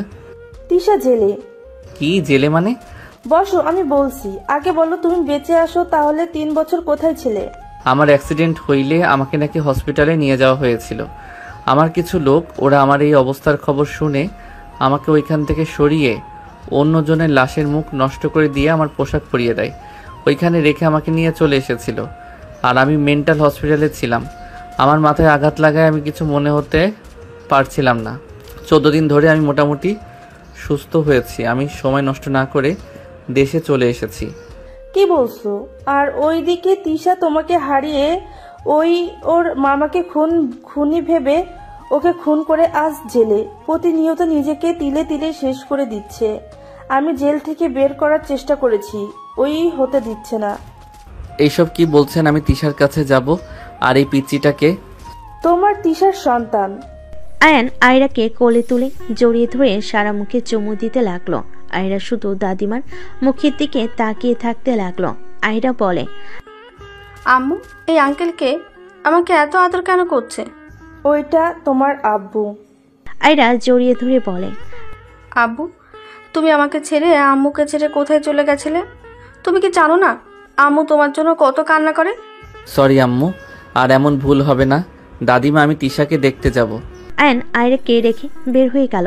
থানায় গেলে আয়ানের পরিচিত লোক থাকায় আয়ান তিশার সাথে সোজা দেখা করতে চলে গেল। তিশা দেওয়ালে দাগ কাটছিল। একজন পুলিশ তিশাকে বলে, এই আপনার সাথে দেখা করার জন্য একজন এসেছে। কে আমার মেয়েকে নিয়ে এসেছে? পুলিশটা কিছু না বলে ছেড়ে দিল। তিশা দৌড়ে চলে গেল গিলে। ওই পাশে দাদিমাকে খুঁজতে লাগলো। কিছুক্ষণ খোঁজাখুঁজির পর যখন পুলিশ মহিলাটা তিশাকে এখানে দেখে তখন বলে, আরে আপনি যান নাই, এখানে কি করেন? আমার সাথে আসেন। তিশা পুলিশ মহিলাটার সাথে চলে গেল। একটা রুমে গেলে তিশা দেখে একটা ছেলে মানুষ পুলিশের সাথে কিছু বলছে। তিশা চলে যেতে নিলে আয়ন পিছনে ঘুরে তাকিয়ে বলল, তিশা। আয়নের কথা শুনে তিশা থমকে গেল। তিশা পিছনে ঘুরে তাকালে আয়নকে দেখে দৌড়ে গিয়ে জড়িয়ে ধরল। তিশা আয়নকে জড়িয়ে ধরে কান্না করতে করতে বলল, আয়ান তুমি বেঁচে আছো? তুমি এত বছর কোথায় ছিলে? তিশা, তুমি শান্ত হও। আমি বলছি তার আগে বলো তুমি খুন কেন করতে গেছো? মামা তোমাকে মেরে ফেলবে আর আমি চুপ করে বসে থাকবো? কুল, তোমার মামা তো মারা যায় নাই। তোমাকে আমি খুব তাড়াতাড়ি জেল থেকে বের করব। আমাকে কয়েকদিন সময় দাও। আর তোমার আম্মু মহান ব্যক্তি কোথায়? আম্মু তার বাপের বাড়িতে গেছে। আয়ান জানো আমার আব্বু এখানে ছিল, অথচ আমি জানতামও না। উনি মনে হয় আমার মম ড্যাডের সাথে আছে। আয়ান তুমি আগে কেন বলো নাই? তোমার ছোট চাচুর মেয়ে। মম ড্যাড আমাকে গ্রামে পাঠিয়ে দিয়েছিল। রাফি ভাইয়া মৃতে কেউ রাফি ভাইয়ার মতে কেউ আর রিস্ক নিতে চাই নাই, আমাকেও মেরে ফেলবে ভয়ে আমাকে ছদ্ম নিয়ে বাঁচতে হয়েছে। যাই হোক, তুমি থাকো, সময় শেষ হয়ে গেছে, আমি আবারও আসবো। আয়ন তিশার কপালে চুমু দিয়ে চলে যেতে চাইলে তিশা শক্ত করে জড়িয়ে ধরে কান্না করতে করতে বলে, আমি তোমাকে ছেড়ে এখানে থাকতে পারবো না, আমাকে তাড়াতাড়ি এখান থেকে বের করো, আর না হয় তুমি এখান থেকে যাও। হাই বুদ্ধু মেয়ে, এখানে আমাকে থাকতে দিবে না তো? আমি চেষ্টা করব তাড়াতাড়ি করার। আয়ন তিশার কপালে চুমু দিয়ে বের হয়ে গেল। তিশা আয়নের চলে যাওয়ার দিকে তাকিয়ে থাকলো। আয়ন পুলিশ অফিসারের সাথে কথা বলে চলে গেল। আয়ন সোজা বাসে উঠে বাসে চলে গেল। কলিং বেল বাজেতেই কাজের লোক এসে দরজা খুলে দিল। আয়নকে দেখে কাজের লোক কয়েকবার পিছিয়ে দিয়ে সবাইকে ডাকতে লাগলো। আয়ন ভিতরে গেলে আয়নকে দেখে সবাই চমকে গেল। আয়নের মম দৌড়ে এসে জড়িয়ে ধরলো। আয়নের সারা মুখে চুমু দিয়ে বলল, আয়ান বাবা, আমরা বেঁচে আছোস? আয়ান, এতদিন কোথায় ছিলি? ছাড়ো তো মম। আয়নর মমকে সরিয়ে দিয়ে রাফিকে বলল, ভাইয়া আমার কিছু সাহায্য লাগবে। আয়নের ভাই রাফি এসে জড়িয়ে ধরলে রাফি বলে, কি সাহায্য লাগবে ভাই, আমার বলেন। তোমার ফ্রেন্ডের দিয়ে তিশার মামাকে বের করতে, উনি বেঁচে আছে, আমি ওনাকে দেখেছি, বাট এইটা জানতাম না যে এখানে এইসব হয়ে গেছে। আমি ওনাকে দেখে লুকিয়ে গেছিলাম। আয়নের কথা শুনে তিশার আব্বু বলে, কি তিশার মামা বেঁচে আছে? তাহলে আমার মেয়ে বিনা কারণে শাস্তি পাচ্ছে। আসলে মহিলা এত জঘন্য কিভাবে হয়? নিজের মেয়েকেও ছাড়লো না জেল খাটাতে, টাকার লোভ এত। আয়ন তিশার আব্বুর কথা শুনে বলে, আচ্ছা মম ড্যাড, আমি মারা গেছি শোনার পর আমার সন্তানের কোনো খোঁজ খবর নেওয়ার প্রয়োজন মনে করলেন না। আপনারা এই আমাকে ভালোবাসেন। দাদিমা একা আমার সন্তানকে লালন পালন করছেন। ওনার বয়স কি কম হয়েছে? কিসের সন্তান? ওই বংশের কোনো মানুষের কথা শুনতে চাই না, আর ওই মহিলার কথা একদম আমার সামনে বলবি না। এই মম, জাস্ট শ্যাট আপ। আপনার অনেক কথা শুনেছি, আপনি নিজেও কম না। আপনি তো দাদিমার সাথে কম তর্ক করেন নাই, সবসময় খালি নিজের স্বার্থ বুঝে গেছেন। আপনি কি ভাবছেন আমি কিছু জানি না? আমি সব জেনেও চুপ ছিলাম, কিছু বলি নাই। আপনি নিজে আগে ঠিক হন, তারপর অন্য কেউ দোষ দিবেন। তুই আমাকে এসব বলতে পারলি? হ্যাঁ, বলতে পারলাম। যত সব আজাইরা কথা শুনতে আমি এখানে আসি নাই। ভাইয়া, আমার সাহায্য লাগবে। আমি আমার স্ত্রীকে ওইখানে আর দেখতে চাই না। আয়ন রাফির সাথে রুমে চলে গেল। দুজন প্ল্যান করতে লাগলো। প্ল্যান করা শেষ করে রাফি বলে, ম্যামের সাথে এইভাবে কথা না বললেও পারতেন। ম্যাম কিন্তু তোর মেয়েকে দেখতে যায়, কেউ জানে না, আমি কিন্তু জানি। ড্যাড তো আয়ানকে এইখানে নিয়ে আসে। ম্যাম সবার সামনে কাছে না গেলে কি হবে? লুকিয়ে লুকিয়ে ওকে জড়িয়ে ধরে অনেক কান্না করত। কি করব, রাগ হইলে আমার মাথা ঠিক থাকে না। যাই হোক, ওনাকে খুঁজে বের করো, আমি প্রমাণ নিয়ে এসে দুইজনকে ধরিয়ে দিব। আয়নের কথা শুনে রাফি বলে, তুমি যদি এর আগে প্রমাণ কই রেখেছিলে বলতে পারতি, তাহলে তিশা আজ জেলে থাকতো না, আগেই ওকে ধরিয়ে দেওয়া যেত। তুমি তো বলতে পারোনি। এখন তো সব মনে পড়ছে। আচ্ছা, তাহলে তুমি কাজ শুরু করে দাও, আমি আমার মেয়ের কাছে যাব। আয়ন কথাগুলো বলে চলে গেল। আয়নের মম আয়নকে ডাক দিলে আয়নর মমকে জড়িয়ে ধরে বলে, আই এম সরি মম, রাগের বশে অনেক কিছু বলে ফেলছি। আয়রাকে নিয়ে আসিস। একেবারে নিয়ে আসবো, এখন না লেট হবে। আমি এখন আসছি। আয়ন কথাগুলো বলে চলে গেল। 30 মিনিট জার্নি করে চলে গেল। আয়রাকে কোলে তুলে চকলেট দিলে আয়রা বলে, থ্যাংক ইউ আব্বু। আয়রার কথা শুনে আয়ন অবাক হয়ে গেল। আয়রার গালে চুমু দিয়ে বলল, ওয়েলকাম আম্মু। আয়ন, ফ্রেশ হয়ে নাও, যাও। আয়ন আয়রাকে নিয়ে চলে গেল। রুমে গিয়ে পুরনো দিনের স্মৃতি মনে করতে লাগলো। আয়রা এই রুমে এসে বলে, আব্বু, তোমার সাথে ওই আন্টিটা কেন? আমি তো ওই আন্টিকে থানায় দেখেছিলাম। পুলিশ আঙ্কেল ওনাকে ধরে রেখেছে। আন্টি আমাকে অনেক ভালোবাসে, আমিও আন্টিকে ভালোবাসি, কিন্তু পুলিশ আঙ্কেল আন্টিকে আমার কাছে থাকতে দেয় না। ওইটাই তোমার আম্মু হয়, আন্টি না। তুমি থাকো, আমি গোসল করে আসি। আয়ন লাগেজ থেকে শার্ট প্যান্ট বের করে ওয়াশরুমে চলে গেল। গোসল করে বের হয়ে আয়নের সাথে খেলা করতে লাগলো। 3 দিন পর আয়নের ফোন বেজে উঠল। আয়ন আয়রাকে দাদিমার কাছে রেখে রাফির সাথে কথা বলে। তিশার নানা বাড়িতে চলে গেল। আয়ন সদর দরজা দিয়ে ভেতরে ঢুকতেই রাইসা চমকে গেল। আয়ন সোফায় বসে পড়ল। হাই ডিয়ার বউ, কেমন আছো? আয়নের কথা শুনে সবাই অবাক হয়ে গেল। রাইসা কাঁপতে লাগলো। আয়ান বলে ওঠে, আরে বউ, আমার এইভাবে তাকিয়ে আছো কেন? আমার ফুপি শাশুড়ি কই? আর শ্বশুর মশাই? এই শ্বশুর মশাই কোথায় আপনি? আয়নের চিল্লাপালা শুনে রাইসার আম্মু বলে, কে তুমি? আমার মেয়েকে বউ কেন বলছো? আয়ন রাইসার আম্মুকে বলে, আয়ন আসসালামু আলাইকুম শাশুড়ি আম্মু। আপনার মেয়েকে জিজ্ঞেস করেন আমি কে। আয়ান, তুমি বেঁচে আছো? আরে বউ, তোমাকে ছাড়া কি থাকা যায়? তোমার ভালোবাসার টানে চলে এসেছি। শ্বশুর মশাইকে ডাক দাও। আবু মারা গেছে।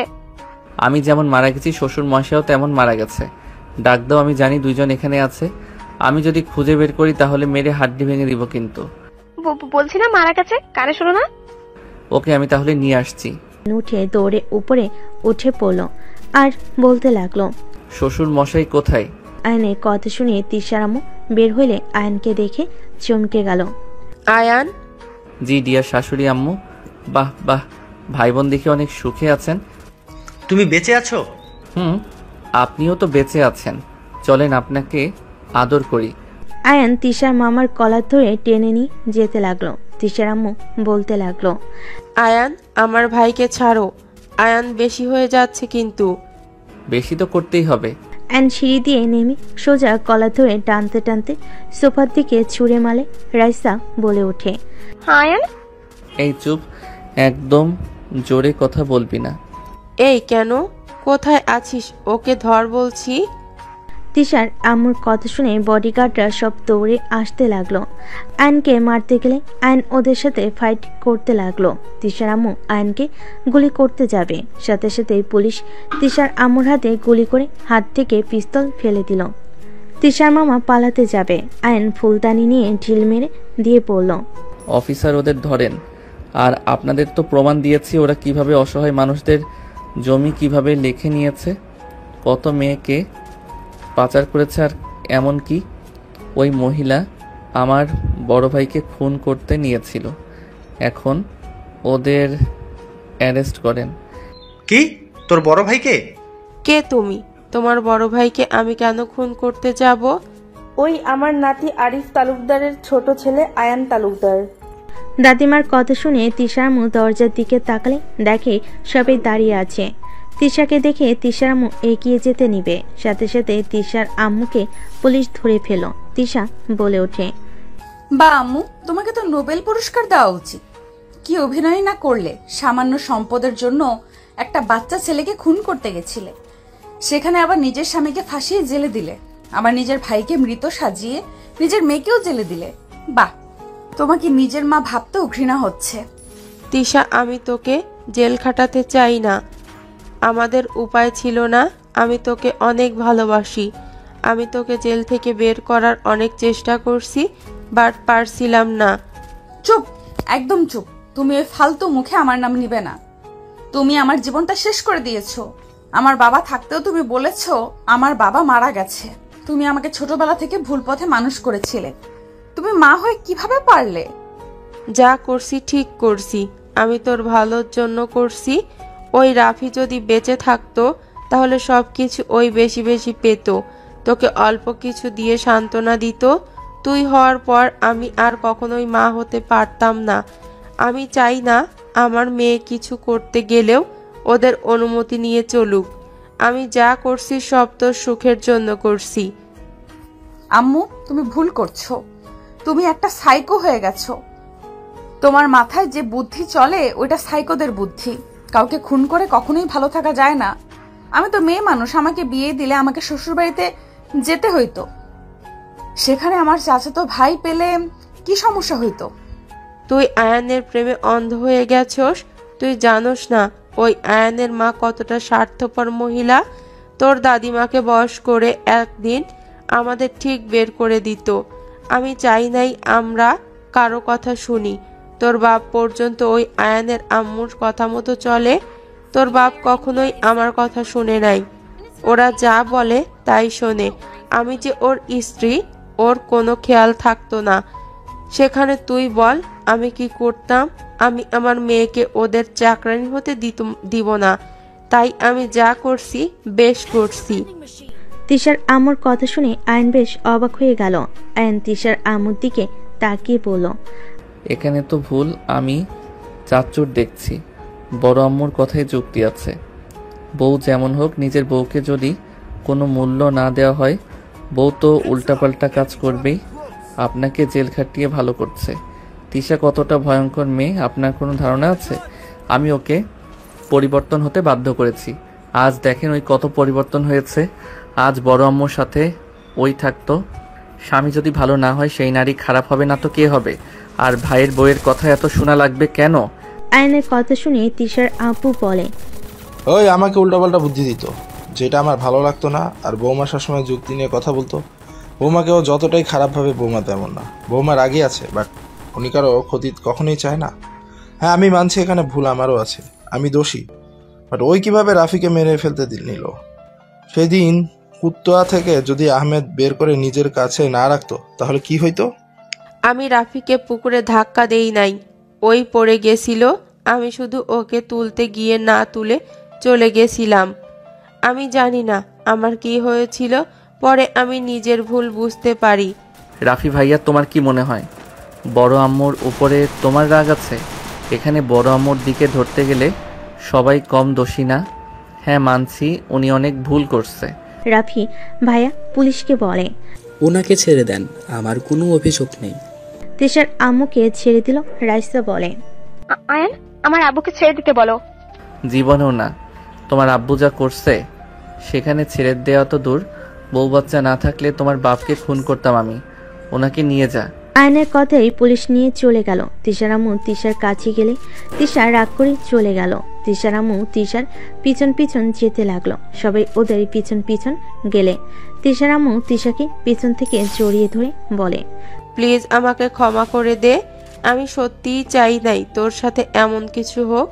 আমি লুকিয়ে তোকে ছাড়ানোর চেষ্টা করছি, বাট পারি নাই। আমি তোকে কতটা ভালোবাসি তুই তো জানিস। প্লিজ আমাকে ক্ষমা করে দে মা। ছাড়ো আমাকে, আমি কোনো খুনি মায়ের সাথে থাকতে চাই না। এই এত পাট নিও না, নিজে কম ভালো মানুষ। কি বলতে চাও? গোড়ের ডিম, এত ঝামেলা ভালো লাগছে না। বড় আম্মুকে ক্ষমা করে দাও, উনি তোমার ভালোর জন্য এত নিচে নামলো, সে তুমি আবার নাটক শুরু করছো। তিশার আব্বু তিশার আম্মুর কাছে গিয়ে ক্ষমা চাইলে তিশার আম্মু কিছু না বলে সোজা তিশার আব্বুকে জড়িয়ে ধরে কান্না করতে করতে বলল, আমাকে তুমি ক্ষমা করে দাও। আমি তোমার সাথে অন্যায় করেছি। আমি তোমাকে ফাঁসিয়ে দিয়েছিলাম। আমি আসলে তোমার ভালো স্ত্রী কখনোই হতে পারি নাই। দুজন একে অপরের থেকে ক্ষমা চেয়ে নিজেদের ভুল বোঝাবুঝি শেষ করলো। তিশার আম্মু আয়নের মম ড্যাডের কাছে ক্ষমা চাইল। সবাই একে অপরের থেকে ক্ষমা চেয়ে নিল। তিশার আম্মু আয়রাকে জড়িয়ে ধরে অঝরে কান্না করতে লাগলো। সবাই গাড়িতে উঠে পড়ল। আয়রা তিশার আম্মুর সাথে হাসাহাসি করতে লাগলো। আয়নের মম আয়রাকে নিয়ে দুজনের ভিতরে ঝগড়া লাগিয়ে দিয়ে সবাই হাসতে লাগলো। বাসায় চলে গেলে আয়নকে তিশার আম্মু জড়িয়ে ধরে বলল, সরি বাবা, আমাকে ক্ষমা করে দিস বাবা। দূর আম্মু, আমার আপনাদের মতো এত রাগ জিদ নিয়ে থাকি না। এভাবে সবাইকে হাসি খুশি দেখতে চাইছিলাম, পূর্ণ হয়ে গেল। সবাই এক হয়ে গেলে আয়ন তিশার রুমে চলে গেল। আয়ন তিশাকে টান দিয়ে নিজের কাছে নিয়ে এসে বলল, সব ঝামেলা শেষ, এখন শুধু তোমাকে আদর করার পালা। আর একটা ক্রিকেট টিম বানানো লাগবে। আয়নের কথা শুনে তিশা লজ্জায় বুকে হালকা কিল দিয়ে বলে, যা ফাজিল কোথাকার। তোমার জন্য পাগল ফাজিল সব হতে রাজি, শুধু তুমি আমার পাশে সারা জীবন থাকবে তো? মৃত্যুর আগ পর্যন্ত থাকবো। চলো একটু সুখের সাগরে ডুবে যাই। আয়ন কথাটা বলে তিশাকে কোলে তুলে নিয়ে খাটে শুয়ে দিয়ে তিশার উপর ঝাঁপিয়ে পড়ল। বাকিটা ইতিহাস।